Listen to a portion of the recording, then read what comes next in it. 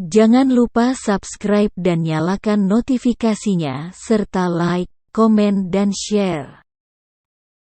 كنت حرا شامخ الرأس أبيا. Allah Subhanahu wa Ta'ala ketika menciptakan kita tentu ada tujuannya. Ayahsabul insanu ayyutraka sudan, apakah manusia mengira mereka dibiarkan begitu saja gitu kan? Diciptakan udah dilepas, tidak ada tugas dan tidak ada tanggung jawab. Tapi ada tujuan sebagaimana yang Allah Subhanahu wa Ta'ala katakan di dalam surat Az-Zariyat ayat 56, wa ma khalaqtul jinna wal insa illa liya'budun. Aku tidak ciptakan jin dan manusia kecuali supaya mereka beribadah kepada aku. Jadi kata Allah, tujuan penciptaan jin dan manusia itu untuk ibadah. Ibnu Abbas radhiyallahu taala anhuma menjelaskan makna liya'budun yaitu dengan liyuwahhidun, untuk mentauhidkan aku. Kenapa Ibnu Abbas menafsirkan liya'budun dengan liyuwahhidun? Padahal tauhid sebenarnya bagian daripada ibadah. Karena ibadah yang lain ada salat, zakat, saum, haji, itu juga ibadah. Kenapa Ibnu Abbas menafsirkan liya'budun dengan liyuwahhidun, untuk mentauhidkan? Karena tauhid adalah pokok dari segala ibadah. Semua ibadah tidak akan diterima tanpa adanya dasar tauhid. Jadi tujuan kita diciptakan apa? Untuk beribadah, untuk bertauhid.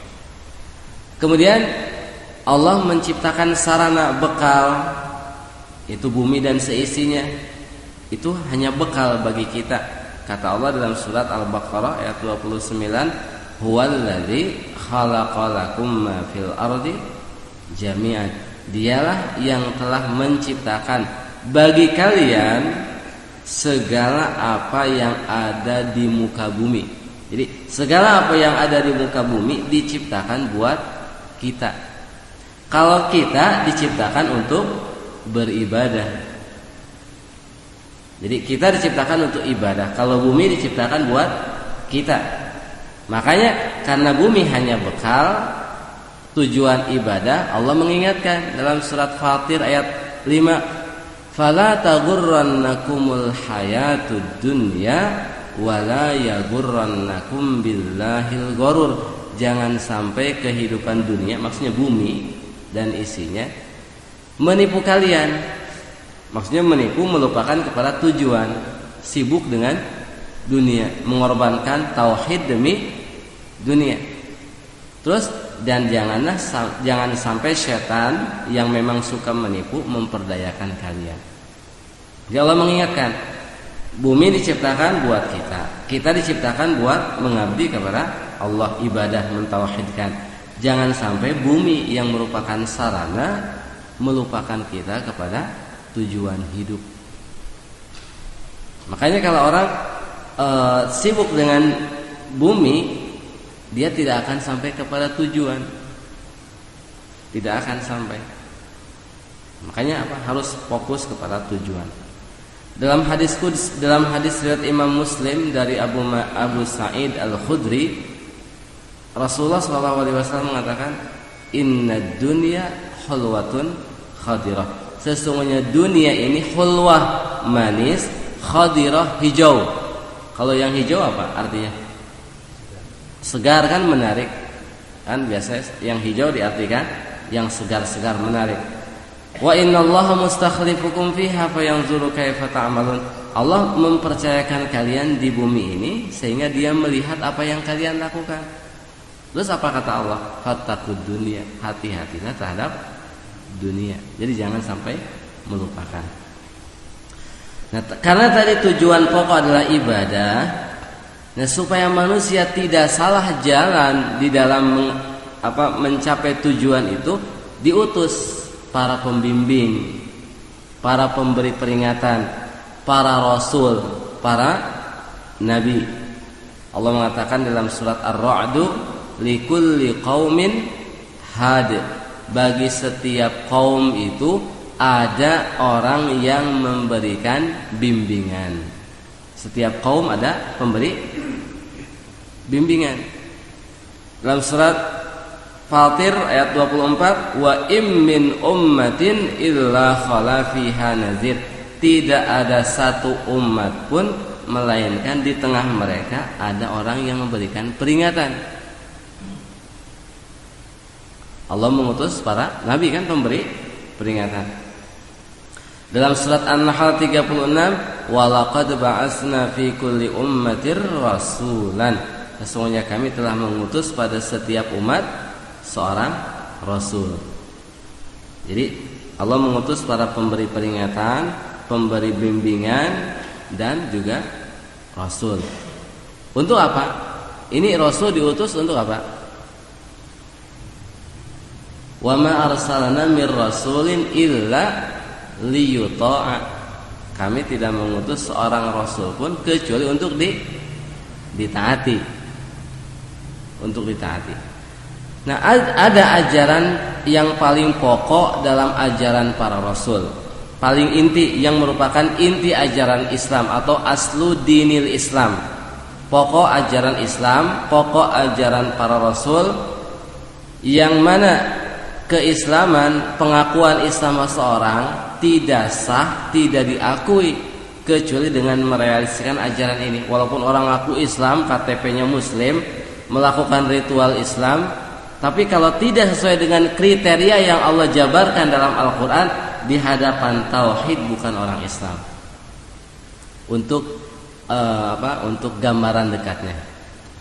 Sekarang kalau ada orang ngaku sebagai, umpamanya sebagai polisi, pakai seragam polisi, bawa peluit di persimpangan jalan, menertibkan mobil. Dia pakai seragam, pakai perangkat, pakai pangkat, mengerjakan apa yang dilakukan oleh polisi. Tapi dia tidak terdaftar dalam prosedur yang ada. Dapat gaji tidak? Dapat gaji tidak? Tidak dapat ya? Begitu juga orang ngaku muslim, melakukan amal ritual keislaman, akan tetapi kriteria keislaman tersebut tidak ada pada diri orang tersebut, tidak terdaftar dalam apa? Tidak sesuai dengan ketentuan Al-Quran. Dapat pahala surga tidak? Tidak. Itu gambaran dekatnya. Nah, yang inti ajaran Islam itu tauhid, yang mana para nabi di dalam hadis sahih Rasul menyebutkan para nabi itu adalah saudara-saudara sebapak. Ibunya berbeda-beda, bapaknya satu. Maksudnya apa?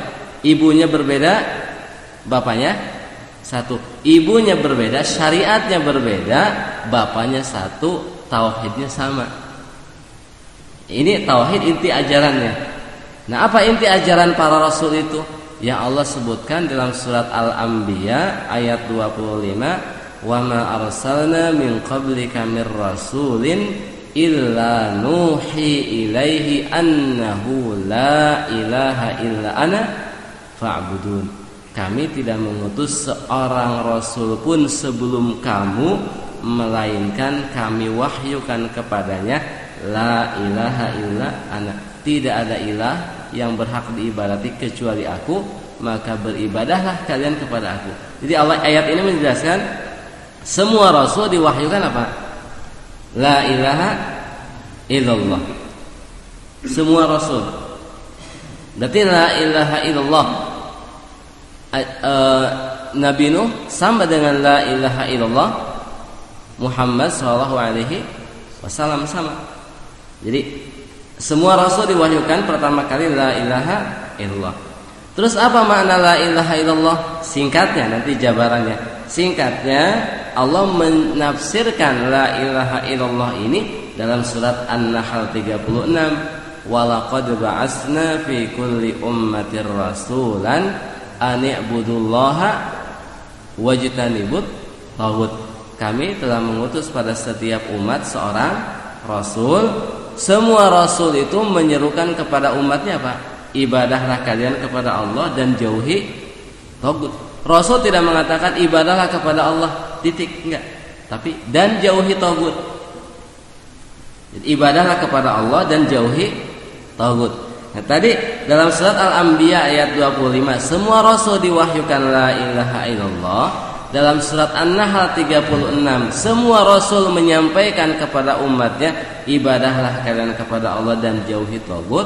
Ini artinya bahwa makna la ilaha illallah adalah ibadah kepada Allah dan menjauhi tagut. Kemudian secara tegas lagi lebih secara tentang penjelasan status secara tegas dalam surat Al-Baqarah ayat 256 Allah mengatakan qad tabayyana ar-rusydu minal ghayy, kebenaran telah jelas daripada kesesatan. Faman yakfur bit-taghut wa yu'min billah faqad istamsaka bil urwatil wusqa lam fisama laha. Barang siapa yang kafir kepada taghut, kalau tadi kan menjauhi taghut, dan beriman kepada Allah, tadi ibadah kepada Allah, maka dia telah memegang al-urwah al-wusqa. Al-urwah ikatan, al-wusqa yang paling kokoh, lam fisama laha yang tidak mungkin putus. Apa? La ilaha illallah. Maksudnya barang siapa yang kafir kepada taghut dan iman kepada Allah, dia itu sudah memegang la ilaha illallah, sudah merealisasikan la ilaha illallah. Sedangkan la ilaha illallah, sekarang orang masuk Islam pintunya apa? La ilaha illallah kan? Surga kuncinya apa? La ilaha illallah. Dalam hadis sahih kan kunci surga adalah la ilaha illallah. Nah, sedangkan orang disebut telah mengamalkan la ilaha illallah kalau kafir kepada taghut dan iman kepada Allah. Jadi yang disebut dengan mengamalkan la ilaha illallah adalah mengamalkan isinya, kafir kepada taghut, iman kepada Allah, bukan sekedar mengucapkan la ilaha illallah. Kemudian dalam hadis sahih Muslim dari Abu Malik Al-Asy'ari radhiyallahu taala anhu, Rasulullah sallallahu alaihi wasallam mengatakan, "Man qala la ilaha illallah wa kafara bima yu'badu min dunillah haruma damuhu wa maluhu wa hisabuhu 'ala Allah." Barang siapa mengucapkan la ilaha illallah. Di sini la ilaha illallah kan sudah mengandung kafir kepada taghut. Tapi Rasul menguatkan makna kafir kepada taghut yang sudah tercakup di dalam pengucapan la ilaha illallah dengan ucapan beliau secara khusus, dan dia kafir terhadap segala sesuatu yang diibadati selain Allah, masuk kafir kepada taghut, maka dia itu terjaga darah dan hartanya. Maksudnya hadis ini menjelaskan bahwa orang disebut muslim kalau dia mengamalkan isi la ilaha illallah yang poin terpentingnya adalah kafir kepada taghut. Kemudian juga para ulama ijma sepakat, Syekh Sulaiman Ibnu Abdullah Ibnu Muhammad Ibnu Abdul Wahhab dalam kitab Taisir Al-Aziz Al-Hamid syarah kitab Tauhid, beliau menjelaskan wa mujarradun nutqi bilafdhi syahadati min ghairi ilmin bima'naha wala amalin bimuqtadaha min iltizami tauhid wa tarki syirkil akbar wal kufri bit taghut fa inna dzalika ghairu nafi'in bil ijma'.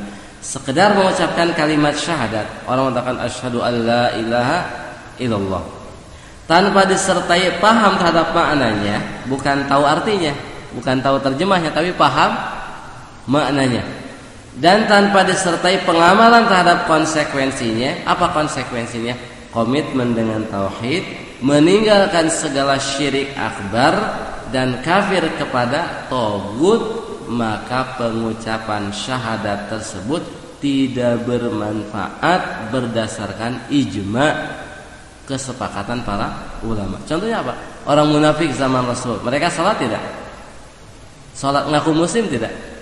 Ngaku muslim. Bahkan di antara mereka ada yang berjihad di jalan Allah. Tapi Allah mengatakan apa? Innal munafiqina fid darkil asfali minan nar. Maksudnya orang-orang munafik itu berada di neraka yang paling dasar. Padahal mereka mengucapkan la ilaha illallah, salat, zakat, saum, haji, bahkan ada yang berjihad di jalan Allah. Kenapa? Fidarkil asfali minan nar, karena tidak mengamalkan konsekuensi la ilaha illallah.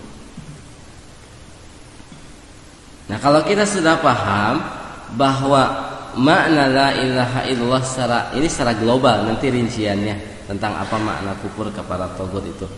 Bahwa orang disebut muslim, orang mengantongi aslu dinil Islam, inti ajaran Islam, yaitu la ilaha illallah. Kalau dia kafir kepada tagut, iman kepada Allah. Berarti status muslim, mukmin ada kalau orang mengantongi apa? La ilaha illallah yang isinya dua, ibadah kepada Allah, menjauhi tagut, atau konteks An-Nahl 36 kafir kepada tagut, iman kepada Allah.